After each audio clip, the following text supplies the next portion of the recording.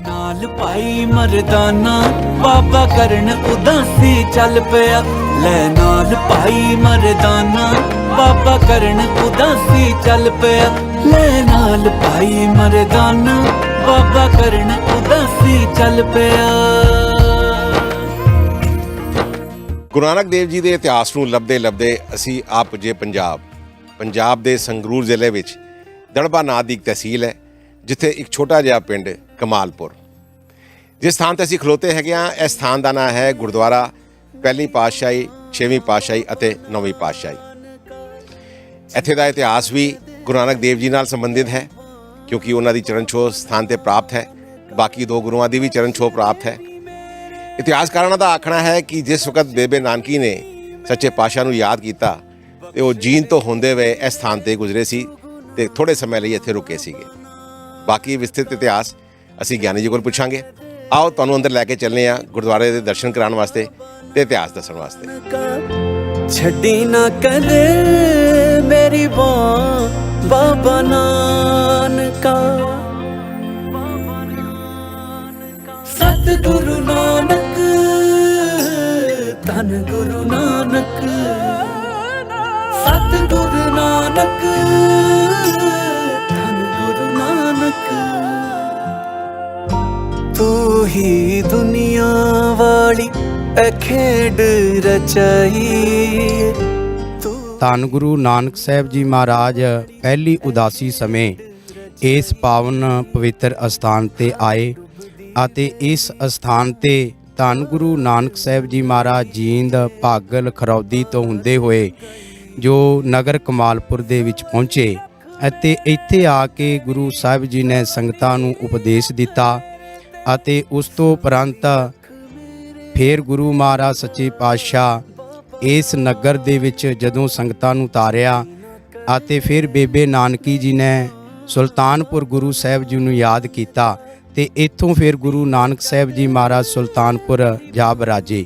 ਇਹ ਪਹਿਲੀ ਉਦਾਸੀ ਦਾ ਇਤਿਹਾਸ ਜੋ ਨਗਰ ਕਮਾਲਪੁਰ ਦੇ ਨਾਲ ਜੁੜਿਆ ਹੋਇਆ ਹੈ। ਤੇ ਧੰਨ ਗੁਰੂ ਹਰਗੋਬਿੰਦ ਸਾਹਿਬ ਜੀ ਮਹਾਰਾਜ 6ਵੇਂ ਪਾਤਸ਼ਾਹ ਜਦੋਂ ਅੰਮ੍ਰਿਤਸਰ ਤੋਂ ਦਿੱਲੀ ਵੱਲ ਨੂੰ ਗਏ ਹਨ, ਉਸ ਵੇਲੇ ਗੁਰੂ ਸਾਹਿਬ ਜੀ ਮਹਾਰਾਜ ਜੀ ਨੇ ਇਸ ਪਾਵਨ ਪਵਿੱਤਰ ਧਰਤੀ ਤੇ ਆਪਣੇ ਚਰਨ ਪਾਏ ਤੇ 100 ਦੇ ਕਰੀਬ ਸਿੱਖ ਗੁਰੂ ਸਾਹਿਬ ਜੀ ਦੇ ਨਾਲ ਸਨ। ਜਦੋਂ ਗੁਰੂ ਸਾਹਿਬ ਜੀ ਇਸ ਪਾਵਨ ਪਵਿੱਤਰ ਧਰਤੀ ਤੇ ਆਏ ਅਤੇ ਇਸ ਧਰਤੀ ਦੇ ਉੱਤੇ ਜਦੋਂ ਗੁਰੂ ਸਾਹਿਬ ਜੀ ਆਏ ਤੇ ਇੱਥੇ ਆ ਕੇ ਸੰਗਤਾਂ ਨੇ ਗੁਰੂ ਸਾਹਿਬ ਜੀ ਨੂੰ ਬੇਨਤੀ ਕੀਤੀ ਕਿ ਇੱਥੇ ਕੋਹੜ ਦੀ ਬਿਮਾਰੀ ਬਹੁਤ ਜ਼ਿਆਦਾ ਹੈ, ਇਸ ਕਰਕੇ ਕੋਈ ਨਾ ਕੋਈ ਕਿਰਪਾ ਕਰਕੇ ਕੋਹੜ ਦੀ ਬਿਮਾਰੀ ਜਿਹੜੀ ਹੈ ਉਹ ਦੂਰ ਕੀਤੀ ਜਾਵੇ। ਤੇ ਗੁਰੂ ਸਾਹਿਬ ਜੀ ਨੇ ਇੱਥੇ ਪਾਵਨ ਪਵਿੱਤਰ ਸਰੋਵਰ ਜਿਹਦੇ ਆਪ ਜੀ ਨੇ ਦਰਸ਼ਨ ਕੀਤੇ ਹਨ, ਉਹ ਪਾਵਨ ਪਵਿੱਤਰ ਸਰੋਵਰ ਨੂੰ ਗੁਰੂ ਸਾਹਿਬ ਜੀ ਨੇ ਵਾਰ ਦਿੱਤੇ ਕਿ ਇੱਥੇ ਜੋ ਵੀ 5 ਇਸ਼ਨਾਨ ਕਰੇਗਾ ਸਰੋਵਰ ਦੇ ਵਿੱਚ, ਉਹਦੀ ਜਿਹੜੀ ਕੋਹੜ ਦੀ ਬਿਮਾਰੀ ਹੈ ਉਹ ਦੂਰ ਹੋ ਜਾਇਆ ਕਰੇਗੀ। ਤੇ ਇੱਥੋਂ ਗੁਰੂ ਸਾਹਿਬ ਜੀ ਫਿਰ ਮਹਾਰਾਜ ਸੱਚੇ ਪਾਤਸ਼ਾਹ ਦਿੱਲੀ ਵੱਲ ਨੂੰ ਗਏ ਅਤੇ ਸੰਗਤਾਂ ਨੂੰ ਬਹੁਤ ਸਾਰਾ ਧਨ ਵੰਡਿਆ ਅਤੇ ਉਸ ਤੋਂ ਉਪਰੰਤ ਜੋ ਧੰਨ ਗੁਰੂ ਤੇਗ ਬਹਾਦਰ ਸਾਹਿਬ ਜੀ ਦਾ ਇਸ ਨਗਰ ਦੇ ਨਾਲ ਜੁੜਿਆ ਹੋਇਆ ਇਤਿਹਾਸ ਹੈ। ਧੰਨ ਗੁਰੂ ਤੇਗ ਬਹਾਦਰ ਸਾਹਿਬ ਜੀ ਮਹਾਰਾਜ ਜਦੋਂ ਅਨੰਦਪੁਰ ਸਾਹਿਬ ਤੋਂ ਅਸਾਮ ਦੀ ਯਾਤਰਾ ਨੂੰ ਗਏ ਹਨ, ਉਸ ਵੇਲੇ ਗੁਰੂ ਸਾਹਿਬ ਜੀ ਮਹਾਰਾਜ ਜਦੋਂ ਅਸਾਮ ਦੀ ਯਾਤਰਾ ਨੂੰ ਗਏ ਤੇ ਤਕਰੀਬਨ 300 ਸੰਗਤਾਂ ਗੁਰੂ ਸਾਹਿਬ ਜੀ ਦੇ ਨਾਲ ਸਨ ਅਤੇ ਮਾਤਾ ਨਾਨਕੀ ਜੀ, ਮਾਮਾ ਕਿਰਪਾਲ ਚੰਦ ਜੀ ਅਤੇ ਮਾਤਾ ਗੁਜਰੀ ਜੀ ਵੀ ਉਸ ਵੇਲੇ ਨਾਲ ਸਨ।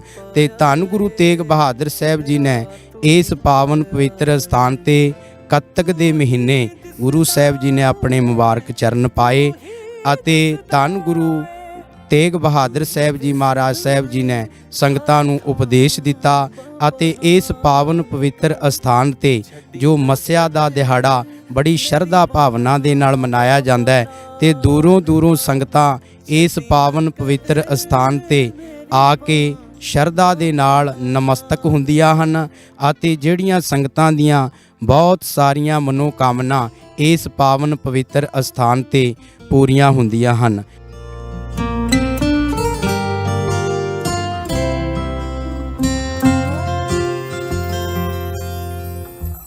ਰਹਿਮਤਾਂ ਦਾ ਦਰਿਆ ਏ ਤੂੰ ਮਹਿਰਾਂ ਵਾਲੀ ਛਾਂ ਏ ਰਹਿਮਤਾਂ ਦਾ ਦਰਿਆ ਏ। ਇਤਿਹਾਸਿਕ ਪ੍ਰਮਾਣ ਦੇ ਨਾਂ ਤੇ ਇਸ ਸਥਾਨ ਦੇ ਉੱਤੇ ਤਿੰਨ ਚੀਜ਼ਾਂ ਹੋਇਆ ਕਰਦੀ ਸੀ, ਜਿਹੜਾ ਕਿ ਇੱਥੇ ਦੇ ਪ੍ਰਬੰਧਕਾਂ ਨੇ ਤੇ ਸਥਾਨੀ ਲੋਕਾਂ ਨੇ ਸਾਨੂੰ ਦੱਸਿਆ।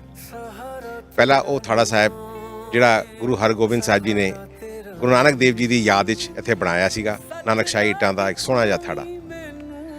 ਉਪਰੰਤ ਇੱਕ ਕੇਂਦੂ ਦਾ ਦਰਖਤ ਹੋਇਆ ਕਰਦਾ ਸੀ ਜਿੱਥੇ ਮਹਾਰਾਜ ਨੇ ਆਪਣਾ ਘੋੜਾ ਬੰਨਿਆ ਸੀ, ਤੇ ਇੱਕ ਖੂਹ ਸਾਹਿਬ ਸੀਗਾ।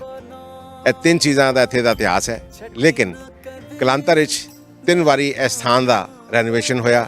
ਪਹਿਲੇ ਇੱਕ ਛੋਟਾ ਜਿਹਾ ਗੁਰਦੁਆਰਾ ਹੁੰਦਾ ਸੀਗਾ, ਉਸ ਤੋਂ ਬਾਅਦ ਫਿਰ ਵੱਡਾ ਹੋਇਆ। ਹੁਣ ਇੱਕ ਬਹੁਤ ਵੱਡਾ ਭਵਿ ਗੁਰਦੁਆਰਾ ਇੱਥੇ ਖਲੋਤਾ ਹੈਗਾ, ਜਿਹਦੀ ਸੇਵਾ ਕਾਰ ਸੇਵਾ ਵਾਲੇ ਬਾਬਾ ਜੀ ਦੇ ਥਰੂ ਹੋਈ ਹੈ।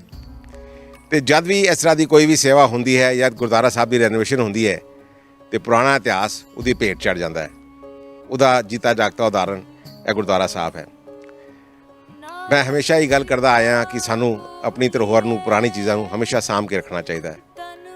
ਅੱਗੇ ਅਗਰ ਕੋਈ ਐਸੀ ਚੀਜ਼, ਐਸਾ ਕੋਈ ਗੁਰਦੁਆਰਾ ਸਾਹਿਬ ਦਾ ਰੈਨੋਵੇਸ਼ਨ ਹੋ ਰਿਹਾ ਹੋਵੇ, ਤੇ ਬੇਨਤੀ ਹੈ ਕਿ ਪੁਰਾਣੀ ਚੀਜ਼ਾਂ ਨੂੰ ਸਾਂਭ ਕੇ ਰੱਖਿਆ ਜਾਏ। ਫਿੱਕੇ ਫਿੱਕੀ ਸੋਚ ਜਿਸ ਸਥਾਨ ਤੇ ਅਸੀਂ ਖਲੋਤੇ ਹੈਗੇ ਆ, ਇਸ ਸਥਾਨ ਨੂੰ ਨਵੀਂ ਪਾਤਸ਼ਾਹੀ ਧੰਨ ਧੰਨ ਸਾਹਿਬ ਸ਼੍ਰੀ ਗੁਰੂ ਤੇਗ ਬਹਾਦਰ ਸਾਹਿਬ ਦੀ ਚਰਨ ਛੋਹ ਵੀ ਪ੍ਰਾਪਤ ਹੈਗੀ।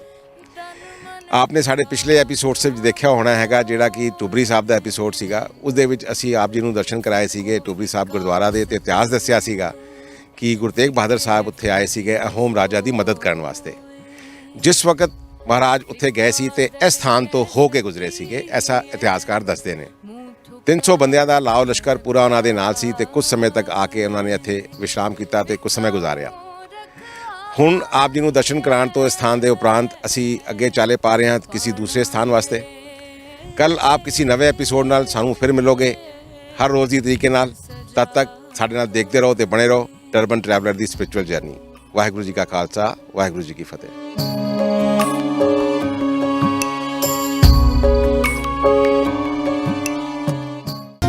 ਛੱਡੀ ਨਾ ਕਦੇ ਮੇਰੀ ਬਾਂਹ ਬਾਬਾ ਨਾ।